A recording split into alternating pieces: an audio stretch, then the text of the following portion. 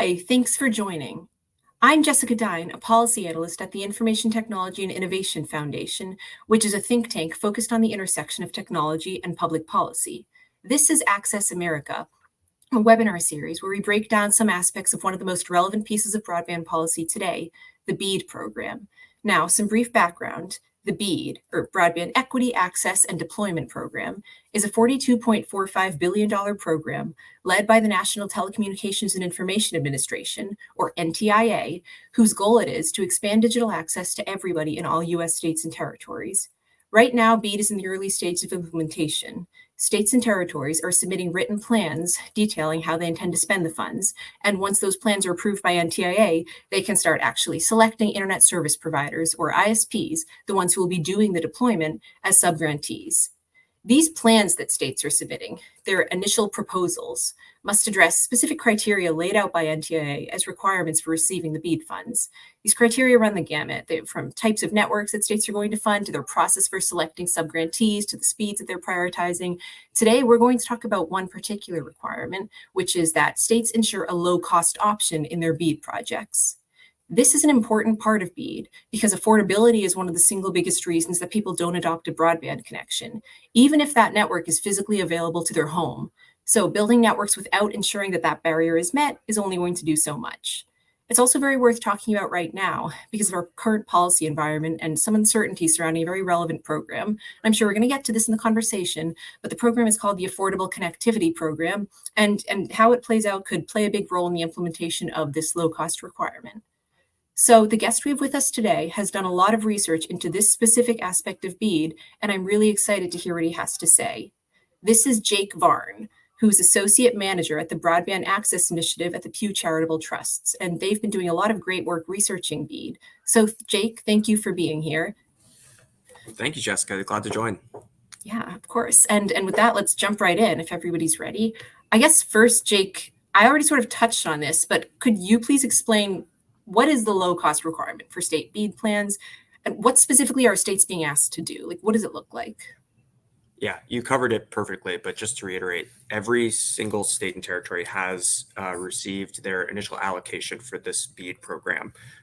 They've put their initial proposals out for public comments and to NTIA for approval. So far, 4 states have received essentially final approval of that initial proposal where they detail this low-cost option.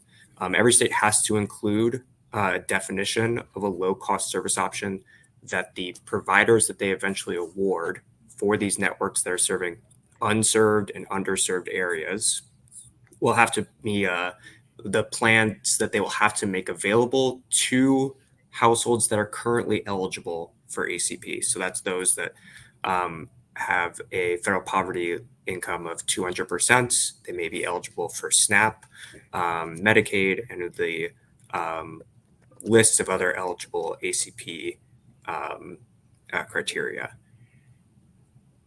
Okay, that's really helpful. Thank you. So now, can you speak to where it came from? Like, is there legislation or some statutory text that supports this? Yeah, so in IJA, or in the Infrastructure Investment and Jobs Act, or IJA, that created this program through NTIA, it does have stipulations that these funds go to networks that provide an affordable service. And NTIA added additional language on this low-cost service option requirement specifically. They propose a model suggestion to try to mirror as much of the ACP eligibility as possible, so that suggesting that states set a $30 price point, so that the ACP subsidy of $30 would neatly fit into it. Now, states are proposing their own price points, their own plan criteria, or how they will evaluate if these plans are affordable. But essentially, NTIA did have a mandate to make sure that these networks are not only built with high speed to provide high-speed internet access, but that the service that they are funding will actually be affordable to consumers available. Got it. And so the model, NTIA's model that you referenced, that puts a specific price point on these affordable networks, right? Now, do states, even if they choose not to adopt the model, do they have to come up with a price point, or can there sort of be other approaches that they take to figure out what's affordable? So at a bare minimum, they have to demonstrate how they are defining what is affordable and how it is matching the what is available to those households that are now eligible to receive this discount. So if you are not setting a specific price point, you have to include criteria for how you would evaluate those plans to ensure that affordability standard is being met. And this is just as a contingency of receiving this grant that's providing, up to 75% of the build out costs for these networks. The contingency is that you're also providing a plan that is affordable to these low income and otherwise eligible households. What we have seen already, though, is in the 4 states that have received approval of their full initial proposals, we see both a flat number as well as a range where Louisiana, the first state that was approved, started with that $30 model that NTIA suggested, but then detailed how a provider could demonstrate to them to increase that low cost option up to $65 if their business case to serve that area justified it. Because as Louisiana is approaching it, and as I believe every state is approaching it, they not only want these networks to be built to provide high-speed, affordable internet access, but they also want these networks to be able to sustain themselves. So it is a delicate balance to make sure that the business case is able to bear out. No, that makes a lot of sense. A range is interesting. So I think are states sometimes looking at it in terms of like percentage of income rather than just a flat number? Or is everybody offering up some form of a number or range? Yeah, some states in trying to figure out what that starting point is did work with the kind of rough benchmark that the FCC has started using in the last few years of a 2% of disposable household income to try to determine what is generally seen as affordable. But it's very challenging to do that at a statewide level because income varies so drastically, and what is considered affordable for one family can be wildly different from community to community. I would say that there are a few interesting other provisions that we can get into, but yeah, most have started with either a single price point or a range of price points that they would be evaluating. Okay, got it. Thank you. Yeah, I mean, I know that you've done research into basically all or most, I don't want to say all of that, but many states' different approaches to the low cost requirement. And I do know that when I looked at this, at least, and most of the states have not yet had their volume 2 approved, which is the volume that contains their low cost requirement, the way they address that. So I know that we both know that this might not necessarily pass through NTIA. So it's only these 4 states that we've already addressed that are actually going to definitely use their type of approach. But are there any interesting other approaches that you've seen from, again, states that may or may not actually end up taking this approach? Yeah, like you said, the ink is not dry on 51 of these, 52 of these 56 state and territory initial proposals. But what we've seen of the 4 that have approved, so we already touched on Louisiana, but West Virginia, Kansas, and Nevada are the other 3 states that just recently received approval. Outside of the price points that they've identified, which range from $30 in Kansas to I think $55 in West Virginia of what that standard low cost option will be, they are also looking at some other interesting components, like how can a provider change that price over time to keep up with inflation, or if other additional fees are being imposed on them at a state, local, or federal level, how can they make sure that that price is being incorporated, and how can the state serve as the facilitator of that? How can a provider provide evidence to them that low cost option needs to just be incrementally changed over time? They're also including specific years of service or years of availability that plan has to be open to customers. So starting after deployment is completed or construction is finished, at a bare minimum, it has to be available for what NTIA defines as the useful life of the network, which I believe is at 8 years in statute, but some states are including a little bit longer provisions saying it has to be available for at least 10 years. There's also conditions on installation costs that's being incorporated into this low cost service option definition.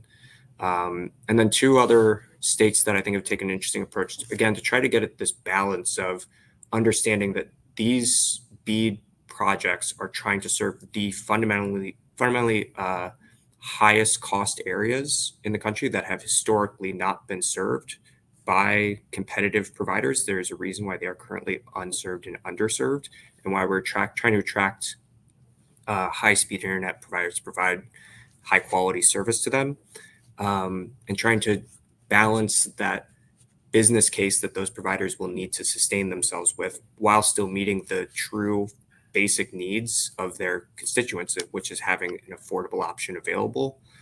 We've seen two states take kind of an interesting approach. Wisconsin and Utah have both set up, at least in their drafts, again, pending approval and pending any changes. They've set up different standards for if you are in an urban area or in urban area or a rural area in the case of Utah, or in the case of Wisconsin, if you're a larger provider or a smaller provider, if you're serving over 100,000 or less, that you can justify a different low-cost service option. Okay, interesting. So as you've explained really well, there are a lot of things there are a lot of different approaches states can take. There are a lot of things that states have to juggle and things that they could potentially take into account or not take into account, depending on their priorities. I would like to switch gears a little bit to what I sort of floated in the beginning. What is maybe the most relevant program related to all of this right now, and that's called it's the subsidy program called the Affordable Connectivity Program, and it's sort of the elephant in the room. For listeners who might not be as familiar, could you please briefly explain what that is and how it's related to these low-cost options? Yeah, absolutely. So the Affordable Connectivity Program initially grew out of the initial response to the pandemic. There was an emergency broadband benefit program that was stood up under the FCC to try to immediately respond to what was, it was clear as day that everyone needed access to the internet, and affordability was proving to be a fundamental barrier to getting people online. So the emergency broadband benefit was stood up in very short order, and was then solidified as the Affordable Connectivity Program. So it's providing a monthly benefit of $30 on non-tribal lands and $75 on tribal lands. And currently 23 million households are enrolled in it, but funding is running out as we speak. This is the final month that an ACP subsidy will be applied to households' bills, and it's actually only going to be a partial subsidy. It's only going to cover half of the month of May. Some providers have stepped up and said that they will cover the full cost of that subsidy to maintain it for this current month, but that's no guarantee. And then after May, the Affordable Connectivity Program will go away without congressional intervention. That fundamentally is devastating to the households that are currently relying on it, but it also provides has several ramifications for the BEAD program. As you were outlining, the low-cost option was designed to fit hand in glove with ACP. These defined households were the exact same. The defined types of plans that ACP has to meet were the same in terms of not imposing data caps and having low latency, and a few similar of the other technical requirements. The real challenge is not only that this low-cost option that states define, the price point will now be fully borne by the customer, whereas a $30 discount would have otherwise been applied to it. So a $50 low-cost service option, which the state may have been able to justify because the household would only end up paying $20 per month, is now that household is now that bare minimum is $50 per month. So that's one immediate barrier, that it has decreased the affordability for the end user. It also provides a really fundamental technical challenge, which is the infrastructure that the ACP, for lack of a better word, pardon my pun, but the infrastructure of ACP that's been set up at the federal government to enroll people into the program to prove that they are eligible based off of their income or their participation in another federal program would also go away. So this is what's referred to as the national verifier, and there's a few other mechanisms the alternative verifier for those people that really want to get into the weeds of it. But essentially, without that national unified system that has currently been operating with ACP, states and providers will be left scrambling to demonstrate that they are making those low-cost service options that they're building or that they will be providing after they finish building a BEAD network is available to those otherwise ACP eligible households. If ACP is going to continue and stay available, it's a much easier process. You can say they are participating in ACP, they are signed up, they will receive a low-cost service option. Without ACP, it's going to be a much more challenging prospect. Okay, so ACP, linking their low-cost requirement to ACP itself isn't really necessary for states, but being able to piggyback off an existing program like this does a lot of the political work for the states and does a lot of just the logistical work for them and ISPs, and gives everyone also some very needed certainty, especially right now when everything's still up in the air and the BEAD timeline is moving very quickly. And I would say it is, at least both in statute and in NTIA's guidance, participating in ACP was a fundamental requirement. That yes, it was. A BEAD provider had to participate in ACP, and then a state had to match the low-cost service option eligibility criteria to ACP's eligibility criteria. So though the price points were not exactly the same, and the service commitments, ACP didn't have a minimum speed tier, for example, the low-cost service option does. There were some differences between that, but a lot of it was really interdependent on one another. I want to talk more, especially about what states are going to be doing with ACP's future up in the air, since so much of this is entwined around that. But I think we have to stop here. We're a little bit over time. Thank you, Jake, so much. This has been really interesting. This is an absolutely critical topic, and I know I'm going to be following, ACP's future and sort of hoping that it all works itself out, as I'm sure will many of our listeners. To our listeners, if you liked what you heard today, please feel free to check back on ITIF's Access America page, where we'll be regularly putting out episodes honing in on specific elements of BEAD. Thank you, and have a nice day.